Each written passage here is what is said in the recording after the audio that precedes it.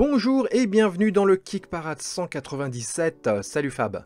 Salut à tous, salut Arwan. Alors, trois petites choses à vous dire avant de démarrer. La première, c'est qu'il y a un cadeau à gagner pendant cette émission, puisque la campagne de Morph reprend, donc il y aura un starter pack à gagner. Restez avec nous pendant l'émission pour savoir comment le gagner. Deuxièmement, je sais pas si tu as remarqué, mais on fait un peu moins de vues. Et je me suis posé la question, et j'ai vu qu'il y avait pas mal de créateurs de contenu qui gueulaient là, parce que apparemment YouTube a refait ses algorithmes, et du coup il y a, il y a des pertes de vues, il y a des trucs moins mis en avant. Donc nous on n'a pas trop pris cher parce que on fait pas non plus 300 000 vues par semaine, mais je sais qu'il y a des créateurs de contenu qui font beaucoup de vues et qui vraiment ont vu leur visibilité un peu s'effondrer. Donc tout ça pour dire que c'est très important, plus important que jamais de mettre des pouces pour combattre l'algorithme de YouTube, pour combattre la Ouais, c'est bête. dur ça, c'est vrai que bon, nous, on prend ça non pas avec légèreté, parce que on suit, toi et moi, c'est difficile de pas regarder si notre émission a été Bah regardée, bien sûr. appréciée ou pas, de regarder.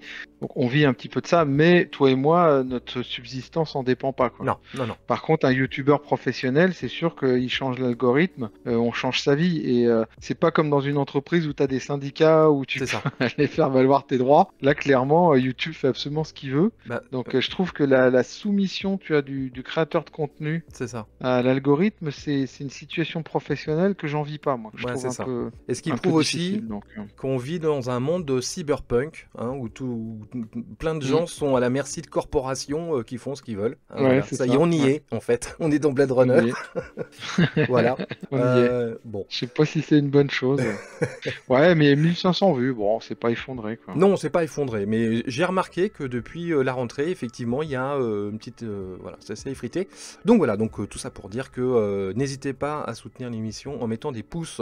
Donc, on y va. Alors, les 7 premiers du classement, les nouveautés, et ensuite les 3 winners de la semaine. C'est parti. Alors, en 10e position, on a une entrée, c'est Cranios Expansion Pack. Alors, on s'est posé des questions. Bon, il en est déjà à 84 000 euros, 2369 contributeurs et il y a une dizaine de jours. Alors, on s'est posé des questions. Pourquoi? Parce que c'est pas vraiment un jeu en tant que tel. Hein. C'est plutôt des améliorations de jeux qui existent déjà. Je vais te laisser en parler parce que c'est toi qui l'as déniché. Bah, en fait, on avait eu pas un débat, mais on a vu des remarques lorsqu'on avait présenté l'Ark Nova Big Box, puisqu'en fait, il n'y avait même pas d'extension, il n'y avait même pas de nouveau jeu, il n'y avait même pas le jeu de base avec. Hein, ils ne le vendaient pas, ils te vendaient vraiment que la cosmétique qui allait autour. Et on nous a fait la remarque, oui, mais est-ce que ça mérite d'être dans le Kick Parade? Ouais. Remarque justifiée Et je d'ailleurs. pense que je pense que c'est une bonne question. Et Ouais, d'ailleurs, ouais. ce que j'ai répondu, c'est, et on se pose ces questions-là tout le temps avec Erwan. Est-ce qu'on le met, est-ce qu'on le met pas? L'avantage, c'est que nous, comme on le dit, on est amateurs, donc on fait ce qu'on veut.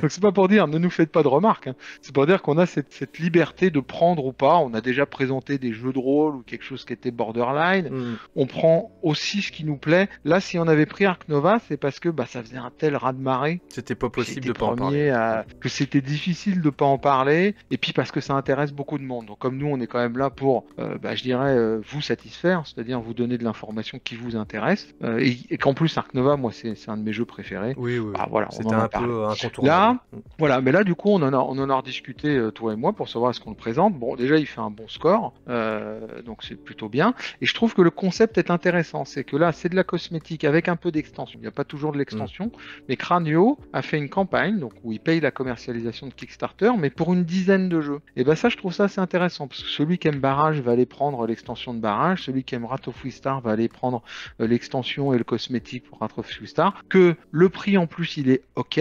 On est à 26 euros sur la plupart des bundles, enfin des Hmm. propositions, qu'on peut en prendre une, enfin c'est le marché, et les frais de port sont à 10 euros. Donc je trouvais que c'était... Moi j'aime bien ça, parce que du coup en tant que joueur, c'est rare que dans les 10, il n'y en ait pas un qui m'intéresse, C'est à la et que carte. pourquoi pas aller prendre un petit peu, tu vois, le plus. Et la page est bien faite, c'est transparent, voilà. Donc Hmm. je trouvais que pour moi, ça avait vraiment la place pour être présenté. Donc voilà. Ok, ok. Nous, on l'a classé, donc il est 10e. Alors, 9e place, maintenant, c'est également une entrée et une nouveauté, c'est sur GameFound, ça s'appelle Mystic Moon, et ben 392 000 $, 2698 contributeurs, et il a pour 20 jours. Il y a beaucoup de campagnes longues en ce moment. Peut-être parce qu'ils ont plus de mal aussi à drainer des clients, donc ils allongent les campagnes, hein, c'est peut-être une possibilité. Et donc là, des chats, ça faisait longtemps.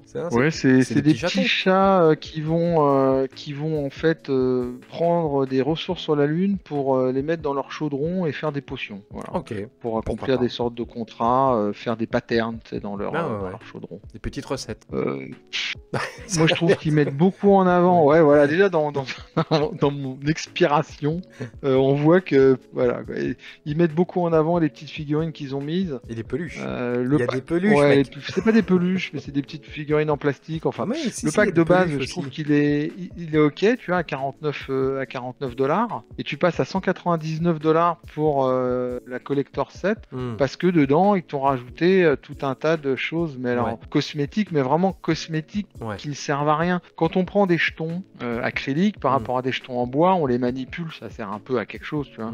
Quand tu prends des plateaux triple couche, tes choses elles bougent plus. Quand tu prends des sleeves, elles viennent sur tes cartes. Voilà, c'est de l'utilité quand même. Là, pour moi, c'est vraiment de la cosmétique pour faire joli. Et le jeu, j'ai essayé de voir le gameplay, il est pas explicite. Ça m'a pas du tout parlé comme campagne, honnêtement. Je suis étonné du succès. C'est un peu flat, hein, tu vois. Ouais, mais tu vois, même ça, c'est pas mis en avant, donc c'est pas un cat game. Tu vois. C'est des chats mignons. Non, mais par contre, je te confirme, il y a bien des peluches à vendre. En plus c'est des peluches. Oui, il y a les deux. D'accord. Donc bon, voilà quoi, ça marche. Les designs sont mignons. C'est déjà vu, mais c'est mignon, c'est kawaii. Ok, c'est peut-être pour ça en fait. Après, c'est joli, hein. C'est vrai qu'esthétiquement, et par contre, tu regardes la vidéo, parce que moi je les regarde à chaque fois, t'apprends rien. Mais alors rien du tout quoi, mais vraiment absolument rien, ni sur le gameplay, ni sur ce qu'il va falloir faire. J'ai rien compris en regardant la vidéo. C'est peut-être aussi ce qui me donne un petit peu ce sentiment bizarre, c'est que des fois, t'as des vidéos qui sont pas en relation avec le jeu, mais au moins c'est souvent des trucs humoristiques, tu vois, qui est un peu trash, tu sais, qui vont présenter l'univers. Là, faites-vous une idée, dites-moi si vous adorez ça et pourquoi. Je vous lirai avec plaisir. Allez, 8e place. Alors c'est pas une nouveauté, mais il entre enfin lors de sa dernière semaine d'exploitation. 220 000 €, 2692 contributeurs, c'est Dinosaur Island Fully Charged. Alors Dinosaur Island, c'est pas un nouveau jeu, c'est un jeu qui est sorti en boutique il y a quelques années, dans lequel vous gérez votre parc, c'est Jurassic Park en gros. Alors je sais pas si t'as vu, t'as dû voir la vidéo peut-être. La vidéo, t'as l'impression, ils présentent ça comme une espèce de jeu d'ambiance, tu sais, où ils se marrent, ils se font des coups et tout. Alors que c'est quand même un gros jeu de gestion. Enfin, moi j'ai le souvenir. C'est clair. Non, c'est un jeu de gestion assez réputé. Il est sorti en 2017. Il est classé 264 sur BGG. Donc on est sur une valeur sûre, en tout cas plébiscitée par les joueurs. Moi j'ai jamais essayé, mais quand j'ai regardé, parce que là pour le coup le gameplay est assez bien expliqué. Tu vas aller chercher de l'ADN pour faire tes dinosaures. Tu vas gérer un parc, les mettre dans des enclos, avoir des visiteurs qui vont potentiellement se faire bouffer par les dinosaures. Donc tu vois, le pitch il est assez bien foutu. Elle est pas très très jolie la page esthétiquement, mais en tout cas elle est bien expliquée. Et là donc Fully Charge, c'est en fait il te repropose, ça je trouve ça assez intéressant, c'est qu'il te propose un upgrade kit pour le jeu à 35 €, ce qui est ok, où en fait c'est aimanté, qui fait que ça bouge pas, qu'on avait vu ce qui est pas un gadget, parce que vu le nombre de meeples qu'il y a sur le plateau. Et donc ça à 35 $, et il te propose de reprendre le jeu où là par contre attention, la bascule c'est plus élevé, c'est 128 €. Voilà, 150 $. C'est un jeu qui est cher. Et puis il y a un petit peu de, je sais qu'ils ont rajouté des dinosaures, des experts.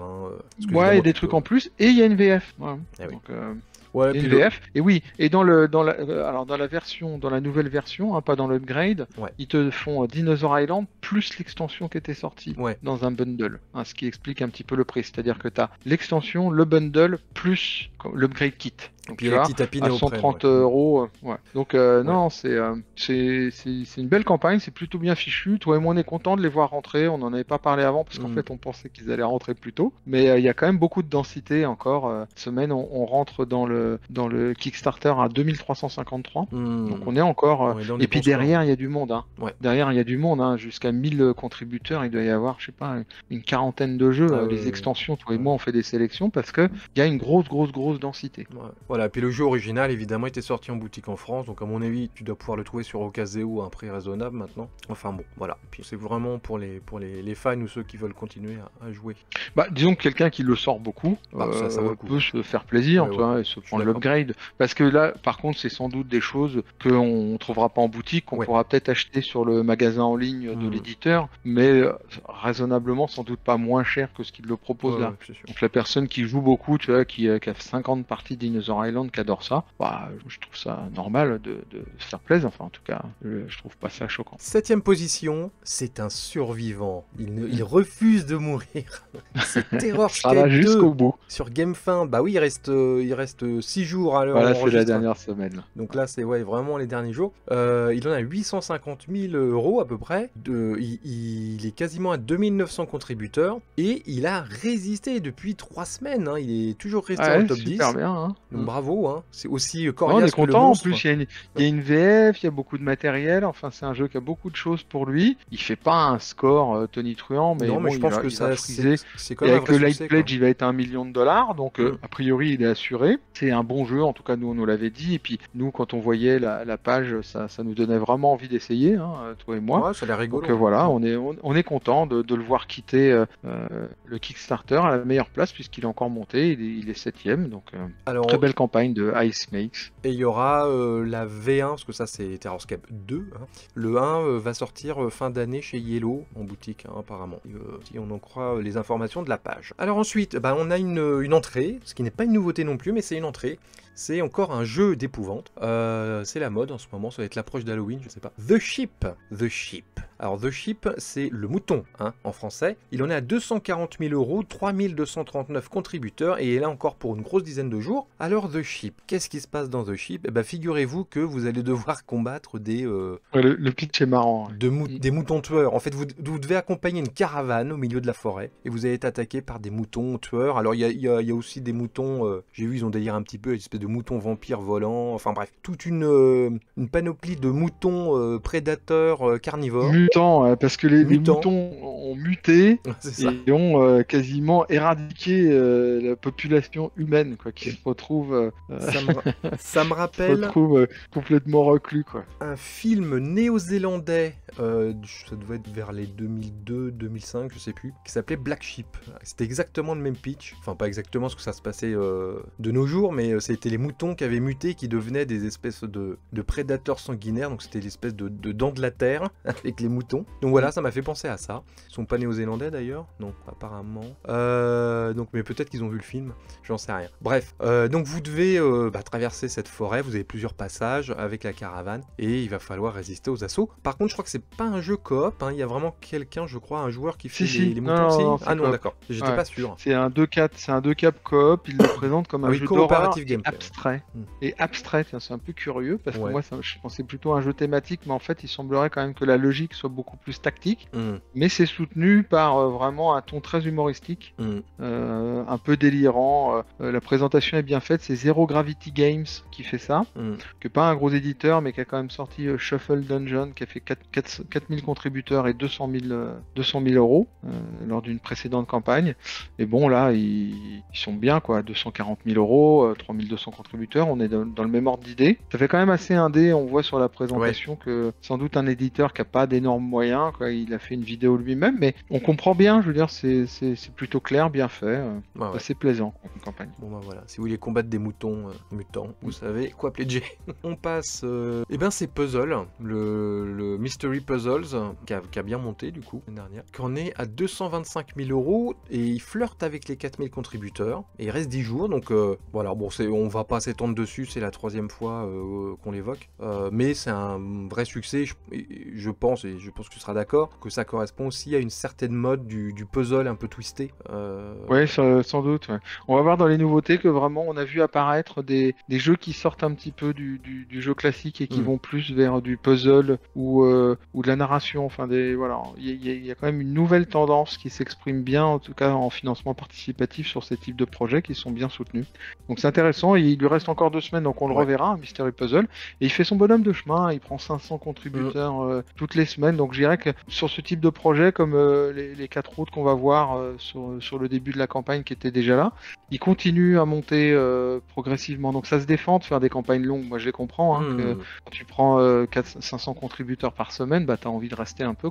C'est sûr. Voilà, sûr. Ça Surtout se défend, quand tu n'as pas une énorme frappe marketing comme certains éditeurs, où tu peux frapper vite et fort. 4e place, bah, c'est inconnu aussi. Garden Trilogy, donc c'est les 3 jeux japonais autour de l'aquarium, du ciel avec les oiseaux et des dinosaures, parce que c'est incontournable.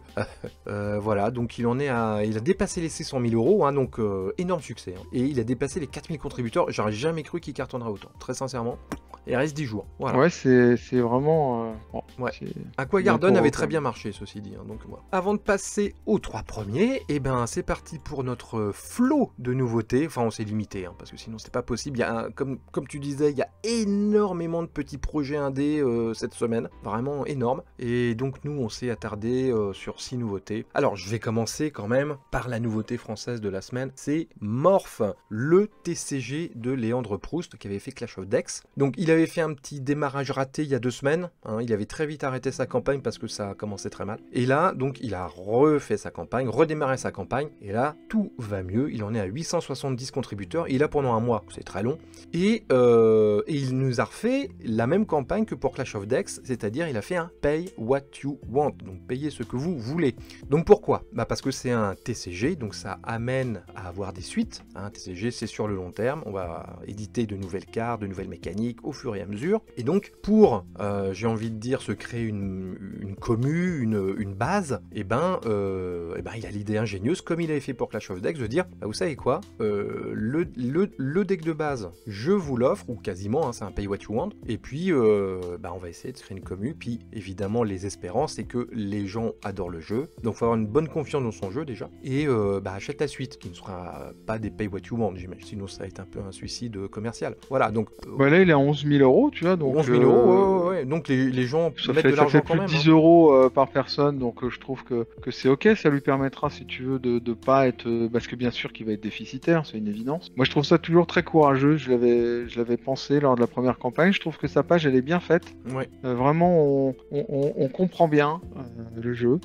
L'esthétique de son jeu, là, avec les 6 couleurs, j'aime bien, je trouve que c'est joli. Ouais. Enfin, c'est aussi très clair. Les cartes, bon, je sais pas si c'est... Peut-être qu'on est formaté comme ça, je trouve que ça ressemble toujours à Magic. J'ai toujours du mal à trouver une identité. C'est vrai. Mais c'est peut-être ma façon de lire, quoi.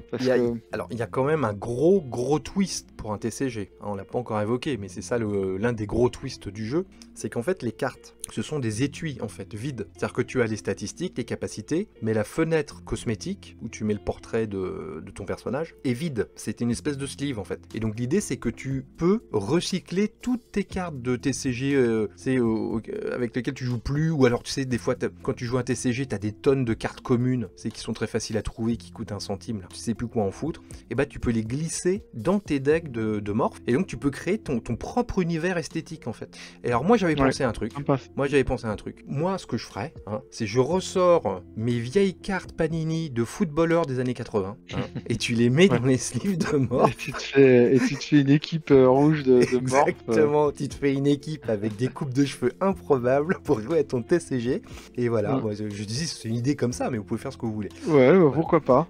Pourquoi pas. En plus, ce que j'aime bien, c'est qu'il fait un print and play gratuit. Donc là, pour le coup, c'est vraiment gratuit. Tu l'imprimes toi-même. Bon, j'aime bien son concept. Je le trouve vraiment courageux. Je suis content que là, il redémarre avec 870 contributeurs, 28 jours. Donc c'est sûr qu'il dépassera les 1000 contributeurs. Il y a une VF, il y a aussi une version espagnole, allemande, italienne. Donc voilà, c'est bien. Moi, je suis vraiment content qu'on présente ce genre de campagne. Un peu novatrice, un peu courageuse, comme Robots.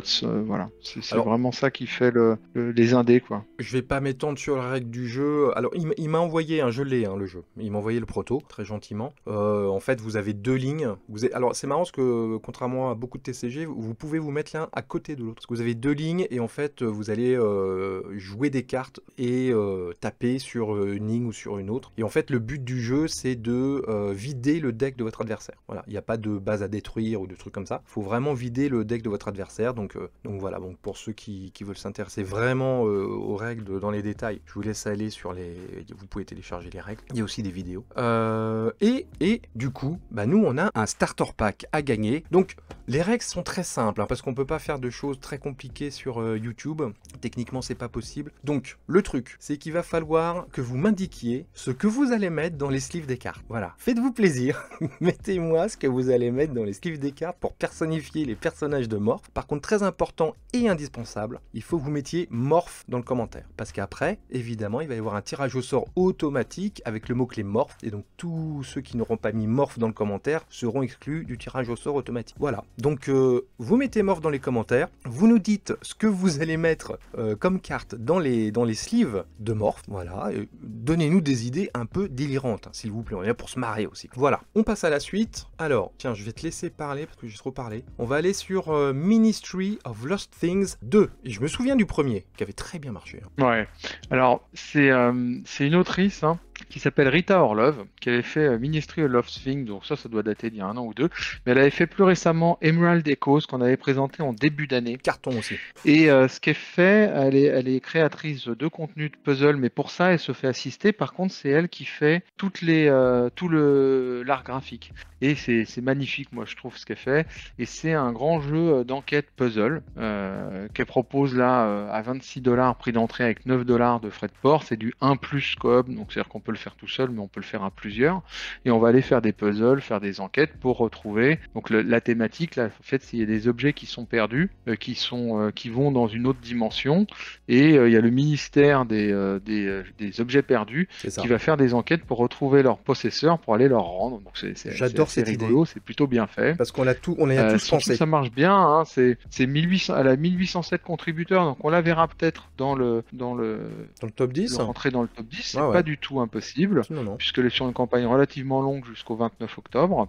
Et voilà, et ça s'installe. Je trouve que on le disait tout à l'heure sur les puzzles, donc là c'est pas du puzzle tel qu'on le connaît avec les petites pièces qu'on va mettre ensemble, mais c'est sur du jeu d'enquête. On est dans un renouveau de ces jeux d'enquête très thématiques où il y a beaucoup de contenu, parce que là si vous regardez, vous allez voir, c'est vraiment des lettres et des choses à lire, il y a beaucoup de matériel. Voilà, j'aime beaucoup, je regrette qu'il n'y ait pas de version française, mais comme on l'avait dit la dernière fois, il y a tellement de contenu que c'est sûr que ça revient quasiment à refaire un jeu entier, quoi.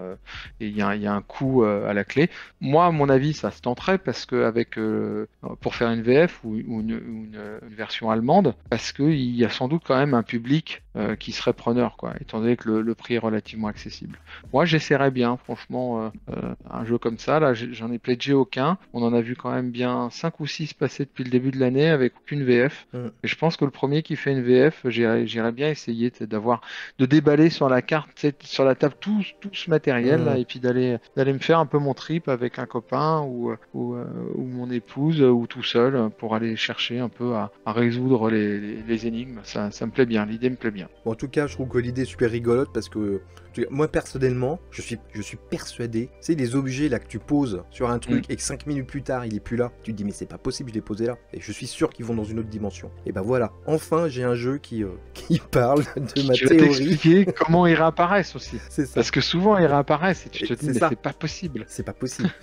Bref, donc c'est là pendant un mois, donc vous avez largement le temps de regarder la page. On continue les nouveautés sur Kickstarter. Alors avec un jeu d'épouvante, encore un, qui s'appelle Baba's House, qui démarre pas trop mal, hein, 733 contributeurs, d'autant plus que c'est vraiment un jeu indé, c'est fait par un jeune mec australien, et qui a aussi fait les dessins, c'est lui qui a fait les illustrations de son jeu, et je surkiffe les illustrations de ce jeu. C'est, je sais pas comment définir ce style, c'est à la fois naïf, mais en même temps recherché, c'est du crayonné, noir et blanc. Alors le jeu est très noir et blanc, hein. C'est vraiment très sombre, et ça va avec la thématique, puisque en fait c'est même pas, ouais, c'est noir et bleu, noir et bleu, ouais. Ouais, du coup c'est encore plus dérangeant.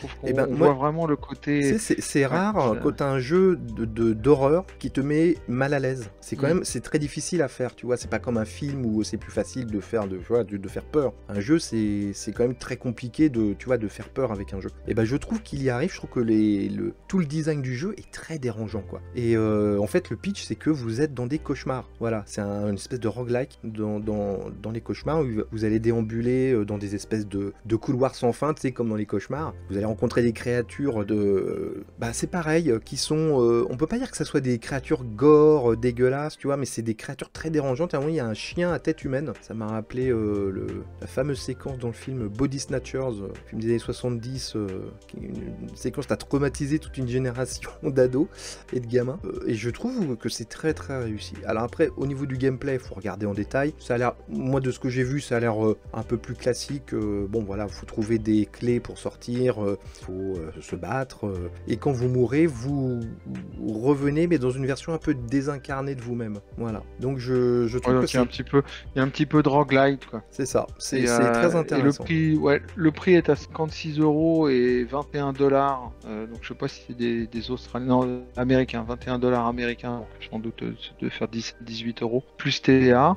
Bon, ce qui en fait un jeu relativement cher, mais comme on se le disait, maintenant, si t'as plus 100 balles, t'as plus rien en financement participatif, où c'est assez rare. Donc le prix est pas choquant. Et c'est vrai que je trouve que la qualité graphique et la clarté de la présentation, sa page est vraiment transparente. C'est vraiment bien fait. Allez, dernière nouveauté sur Kickstarter avant d'enchaîner sur GameFound, c'est Mercurial Alchemia, qu'on est à 963 contributeurs, hein, donc c'est pareil, c'est plutôt un démarrage correct. Bon, c'est un jeu qui a l'air très complexe. Ouais. Moi, ce qui m'a plu, il y a plusieurs choses. D'abord, l'esthétique, alors c'est très coloré. J'adore pas les dessins, mais on voit un certain, comment dire, une certaine authenticité graphique. Hein, ça fait pas fake comme on le voit sur beaucoup de choses faites avec de l'IA. Est-ce que ça a été travaillé avec de l'IA ou pas? Je ne sais pas. En tout cas, ça n'a pas été ni clairement présenté, ni clairement dénoncé. Mais en tout cas, je trouve qu'il y a une identité graphique, c'est assez sympa. C'est un jeu très complexe de gestion imbriquée, où on va faire de l'alchimie. Et voilà, l'autre chose qui m'avait bien plu, c'est que c'est pas très cher, hein, c'est 57 €. Il y a 10 € de frais de port. Ouais, vu le matos, hein, est-ce qu'il y a du matos? Ouais, Hein. il y a que, il y a pas de version française, il y a qu'une version anglaise. Mais ouais, il y a beaucoup de matériel, c'est totalement indé, c'est David Go qui fait ça. Ah ouais. Et le designer, c'est Jim Tan, hein, apparemment. Ouais, c'est intéressant, quoi. Intéressant. Ouais, ok. Ouais, bah, les jeux de magie, hein, c'est pareil, hein, c'est une thématique assez répandue dans le jeu. Alors on passe sur GameFound. Alors moi j'ai repéré un jeu qui s'appelle Detectives vs Criminals, qui est un jeu italien apparemment, qui est là pour 20 jours. Il commence petit, hein, 249 contributeurs. Alors ça m'a fait marrer parce que en fait c'est le concept du jeu, c'est des joueurs vont jouer des espèces d'enquêteurs et les autres d'en face vont jouer les malfaiteurs en fait. Sauf que bah, ça se passe en Europe. Alors plutôt Europe début du 20e, fin 19e, début 20e je pense. Mais ce qui est rigolo, c'est qu'il y a un petit côté, comment dire, déjà il y a un petit côté pagan dans le visuel qui m'a interpellé, parce que j'aime beaucoup la direction artistique de Pagan. Et il y a un petit côté aussi asymétrique, c'est-à-dire que il y a tout un tas de méchants et de gentils iconiques. Donc vous avez Sherlock Holmes, vous avez même une petite extension où vous pouvez faire Dracula, donc vous pourchassez Dracula à travers l'Europe. Et donc ça apporte, je pense, beaucoup de gameplay différents et de rejouabilité. Hein, c'est tous ces jeux qui sont basés sur des personnages, hein, tu sais, comme Dice Throne et tout ça, même si c'est pas les mêmes mécaniques, mais l'idée c'est que vous prenez un personnage pour l'aventure et en fait ça change beaucoup dans la mécanique et dans l'aspect du jeu. Donc ça, je trouve ça toujours intéressant pour la variabilité générale du projet. Et je trouve ça esthétiquement assez joli. Voilà, et je pense que ça peut être assez rigolo de poursuivre son adversaire dans toute l'Europe, surtout de cette époque-là. C'est plutôt rigolo, un côté vintage. Ouais, commercialement, voilà. c'est pas idiot aussi, parce que si tu veux, sur un jeu de base où tu as une mécanique et puis un plateau, etc., tu peux rajouter assez facilement des nouvelles extensions, un pack qui te renouvelle. Donc ça, je trouve ça plutôt intéressant et assez malin. Le prix est correct, hein, sur le prix d'entrée, puisque bon, le jeu en lui-même, il est à 39 €. Ouais, c'est ça, c'est 40 balles. Il est vendu à 89 € avec les 3 extensions, donc franchement, c'est correct. Hein. Ouais, c'est ok, il n'y a rien à dire. C'est quand même graphiquement très travaillé, moi, quand j'avais suivi la campagne un petit peu avant qu'elle se lance. Ils avaient montré comment ils avaient cherché à donner une identité graphique, donc il n'y a pas énormément de dessins. Par contre, c'est vrai qu'ils sont très très beaux, en tout cas, ils ont une vraie personnalité. Et ça rappelle, c'est vrai, un petit peu ce jeu de détective où on va les chasser très asymétrique. Donc c'est assez intéressant. Faut aller voir. Je lui souhaite de bien marcher parce que pour l'instant, ça démarre pas fort quand même. C'est Hein, moyen, 250 contributeurs, c'est ouais. c'est un peu juste. Il reste 20 jours. Faudra qu'il aille surfer les 1000 contributeurs pour avoir quand même un petit peu plus d'assises de garantie que ça va vraiment bien sortir. Voilà, je disais qu'on allait Il y a un mode solo. Pardon? Oui, il y a un mode solo. Il y a un mode solo. Ouais. Bah, en parlant de solo, nous avons le nouveau Gabe Barrett qui vient de sortir, qui s'appelle Mission Drive. Donc Gabe Barrett, c'est un peu le directeur de cette collection qui s'appelle Solo Game of the Month. Donc tous les mois un jeu solo, un petit jeu solo. Et donc là, c'est Mission Drive, un jeu de bagnole. Et là, il trébuche. Bon, il demi-trébuche. Ouais. Bah, en tout cas, il commence moins fort. Hein. On est qu'à 590 contributeurs, alors que nous, généralement, quand on le présente, une fois sur deux, il rentre dans le top 10. Là, à 590, il va quand même vraiment falloir qu'il force. À mon avis, il les rentrera pas. Et voilà, c'est pas une grande réussite par rapport aux autres projets qu'il avait fait, d'autant qu'il propose aussi un jeu que lui dit qui est en rupture et que tout le monde lui demandait, qui s'appelle Cursed Castle, qui doit dater un petit peu parce que moi ça me dit pas grand chose, qui était un placement de dés. Et bon, on voit que c'est pas voilà, ça se bouscule pas. Donc, on lui souhaite de monter un petit peu, mais le jeu en lui-même, moi quand j'ai regardé, ça m'a pas fait super envie, quoi. C'est une espèce de Car Wars très simplifié, quoi. Ouais, autant la thématique ok, les cartes ok, autant le plateau tu vois, où tu vas changer de ligne, ça c'est quand même un peu austère, ça me bon, après ça te fait un Thunder Road pas très cher, quoi. Mais bon. Ouais, mais du coup Thunder Road, je sais pas si je jouerai en solo. Ce qui est marrant à Thunder Road, c'est de s'envoyer des bagnoles, se tirer dessus avec les copains. Sûr, en jeu solo, ce genre de ressort, il est quand même moins existant. En jeu solo, on va plus sur du puzzle, c'est sur du comment je vais. Il a quand même un bénéfice, c'est que celui-là il se joue sans dés, donc c'est uniquement l'ordre des cartes qui vont arriver, qui vont permettre. On peut booster sa bagnole, donc il y a un petit peu quand même de comment j'améliore mon véhicule. Son prix, il est toujours ok. Là-dessus, il y a rien à dire. Hein. Il est à $5 en print and play et $25 en livraison pour des frais de port qui sont de mémoire $6. Mais voilà, quoi, il est un petit peu moins dynamique que les campagnes précédentes.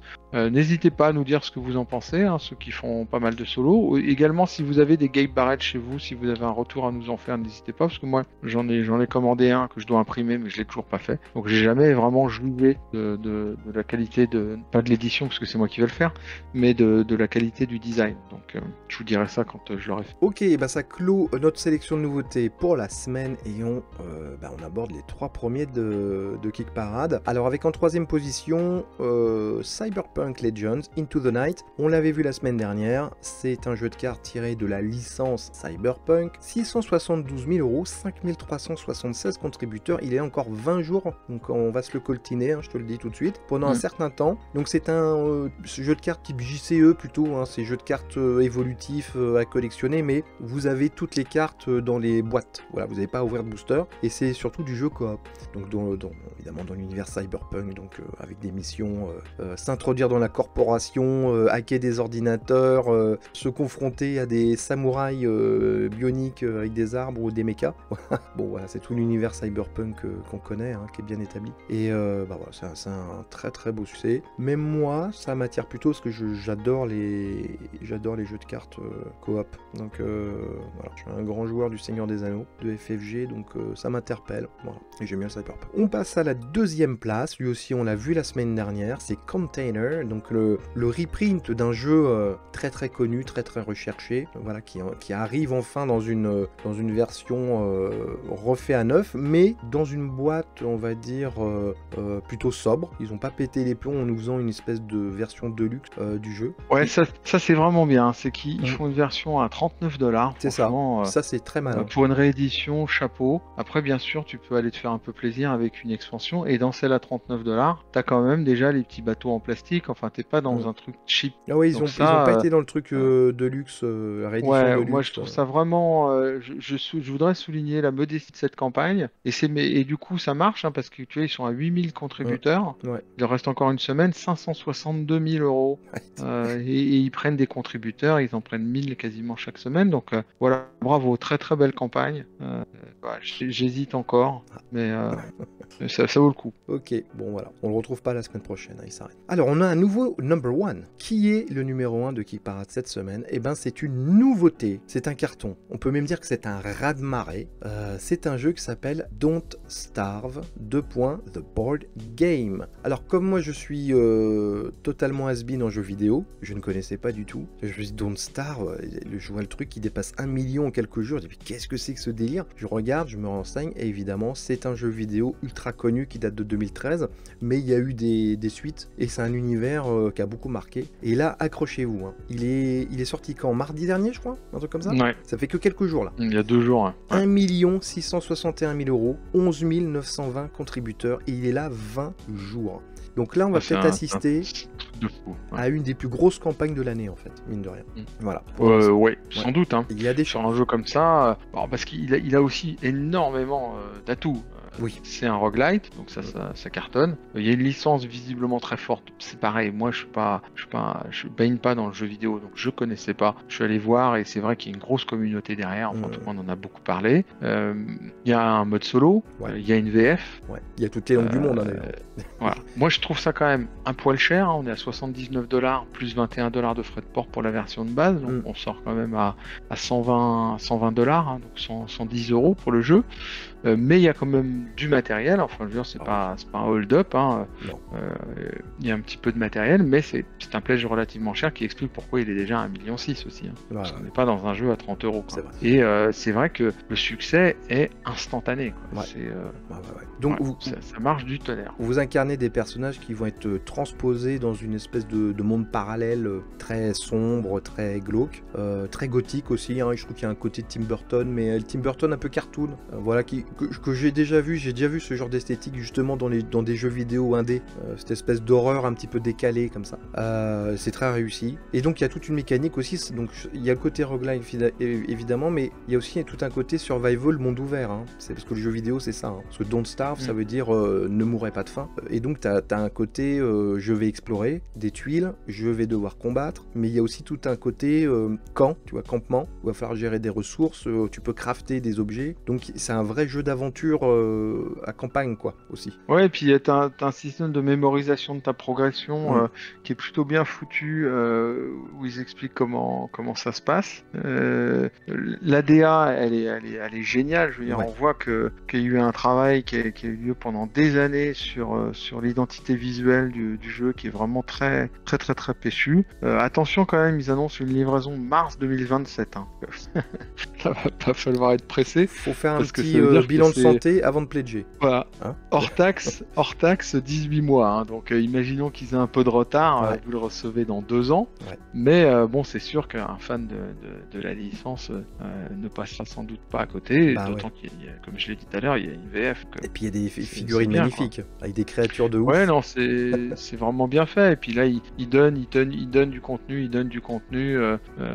avec les stretch goals. Donc c'est une campagne, bon, un peu chère, je l'ai dit, mais généreuse quand même. On a le sentiment qu'ils font pas un jeu au rabais, quoi. Donc c'est. Et puis alors, je pense qu'il y a 2 atouts aussi, c'est que ils ont bossé étroitement avec le studio de jeux vidéo qui est Clay. Donc les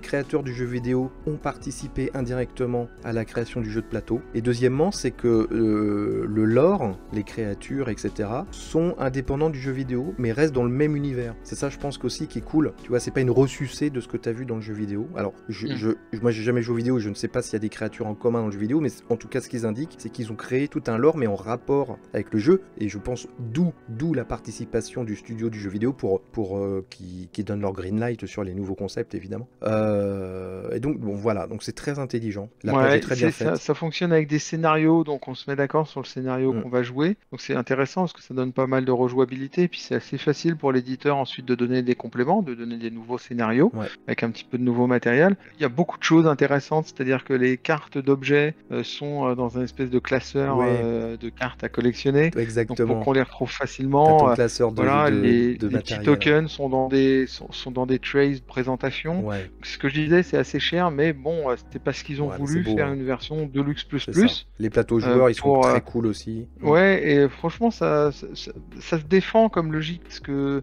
quand on fait un jeu comme ça qui correspond à, je dirais, nous, c'est pas de la pop culture, puisque mais ce sera sans doute de la pop culture dans 30 ans. Ouais. Quand Ouais. ceux qui ont 20 ans actuellement, ou 25 ans, en auront 50 et seront comme nous, et du coup, avoir présenté un objet qui certes est plus cher, mais qui est d'une grande qualité, Ouais. ça se défend. Collector, Franchement, ça sera collector. Et puis bon, la page, si vous voulez aller la voir, bon prenez votre temps, hein, parce que Ouais, elle est ça immense. défile, ça défile, Immense. ça défile. Il y en a encore. Donc on peut pas dire qu'ils sont pas transparents. C'est peut-être même, ça mériterait une petite synthèse de page en début, C'est tellement il y a de contenu. Et ce que j'aime bien aussi, c'est que ce qui est mis en avant, c'est pas la vie de Tim Vassell de la Dice Tower ou de Rado. Hein. Ouais, On voit qu'ils sont vraiment à fond sur la logique de la fanbase du jeu. Et en tout dernier, après, tu vois quelques youtubeurs qui sont en plus pas des méga stars qui viennent te le présenter. Donc voilà, vraiment chouette projet, quoi. J'adore le petit rangement là. T'as tout un tas de petites tuiles avec des ressources qui sont. J'adore les dessins. Et t'as ton petit rangement où tu les mets tous dans l'ordre là. Ça j'aime. Ouais, non, franchement, ça se défend. Puis là, tu vois, c'est incroyable, quoi. Là, quand on a commencé à l'émission, il était à 11 804 et là, il est à 11 930. Il a pris 126 contributeurs en moins d'une heure. Donc, on peut faire un pari, tiens, voilà. D'après toi, en 21 jours, à combien va finir Don't Starve? Moi, je pense qu'il peut faire les 5 millions. Waouh, c'est ambitieux, hein, mais bon, pourquoi pas? Ok. Moi, je pense qu'il va faire, ouais. Moi, je pense qu'il peut faire 25 000 contributeurs. Déjà. C'est énorme. Ouais, ce qui sera déjà énorme. Écoute, on verra si on nous a donné raison, mais des démarrages comme ça. Il n'y en a pas beaucoup dans l'année. J'en ai jamais vu. Ouais, j'ai même pas le souvenir d'en avoir vu. J'en ai 12 déjà 000 vu, contributeurs en 2 jours. Ouais, tu sais, t'as certains Awaken Realm qu'on démarrait comme ça. Aussi. Oui, mais en économique, c'est-à-dire qu'ils tout de suite ils font 2 millions. Ouais. Mais est-ce qu'ils font 12 000 contributeurs en 2 jours? Ouais. Autant de contributeurs en 2 jours, moi quand j'ai vu plus de 10 000 déjà sur un jeu que j'avais pas vu il y a 2 jours, là je sais pas, ça mérite d'aller voir les. Ouais, Awaken Realm fait des gros trucs, mais en fait c'est des pledges qui sont beaucoup plus chers. Oui, c'est vrai. Donc ils font tout de suite 2 ou 3 millions, tu vois, dans la première semaine, mais ils finissent à 15 000 contributeurs, tu vois. Mais je n'ai pas le souvenir qu'ils dépassent les 10 000 contributeurs en 48 heures. Comme ça. Donc bravo. Ouais. Très très gros succès. On verra où ça va, de toute façon il est là 20 jours, donc on va en reparler. N'hésitez pas à nous dire si vous êtes joueur de Don't Starve en version jeu vidéo, hein, comme ça, est-ce que vous avez le pledgé vous? Est-ce que ça vous intéresse? Est-ce que vous retrouvez l'esprit du jeu vidéo dans cette proposition de jeu de plateau? Moi je pense que oui, mais bon, pour les connaisseurs, c'est intéressant de savoir. Pour parler un petit peu de l'éditeur, c'est Glass Cannon Games qui l'avait fait, où on a déjà vu des jeux qui sont rentrés dans le top 10 de Glass Cannon Games. Moi j'avais le souvenir. Et ils ont notamment fait Dying Light en 2024, qui avait fait plus d'1 million d'euros. Et c'est l'auteur, on l'a pas dit, mais c'est l'auteur de Frostpunk, qui était déjà une adaptation de jeu vidéo et qui a été un carton. Je crois qu'il a fini à 2 ou 3 millions d'euros sur Kickstarter à l'époque, ou GameFound. Ouais, c'est ça, ouais. Donc voilà. Qui date d'il y a 3 ans, 19 000 contributeurs, 2 500 000 euros. Il y a du lourd derrière. Il y a du lourd derrière. C'est pas le petit jeu indé qui arrive comme ça. Ouais. Alors attention, Frostpunk, il a quand même mis assez longtemps à être livré. Oui. Il y a énormément de matos. Notamment, il y avait la tour du milieu, la grosse tour du milieu, je me souviens qu'elle avait posé beaucoup de soucis techniques à la production. C'est pour ça aussi. Technique, ouais. Donc bon, c'est au moins ce qui est bien, tu vois, parce qu'il a mis beaucoup de temps à être livré. Là, au moins, il t'annonce que ça prendra 18 mois. Donc ce qui est bien, c'est qu'ils ne te vendent pas du rêve que tu l'auras à Noël prochain. Donc au moins, c'est transparent. Ils ont compris qu'ils avaient une mécanique de production qui était lente, comme les autres, et ils privilégient le fait de jouer franc jeu. S'ils livrent vraiment en mars 2027, c'est un vrai effort de transparence. Ben voilà le programme de cette semaine. Merci beaucoup de nous avoir suivis. Donc comme je disais au début, vraiment mettez des pouces si ça vous a plu, parce que c'est vraiment important pour combattre l'algorithme de YouTubien qui est hostile en ce moment. Je vous rappelle le petit concours pour gagner un starter pack du TCG français Morph, qui est en campagne cette semaine. Donc mettez bien Morph dans le commentaire et dites-nous ce que vous allez mettre dans les porte-cartes de Morph en visuel, voilà, de vos personnages. J'espère que je vais bien me marrer en les lisant. Voilà. Merci Fab, et puis Merci Erwan, merci à tous. et on se dit à la semaine prochaine. Voilà, ciao. Salut.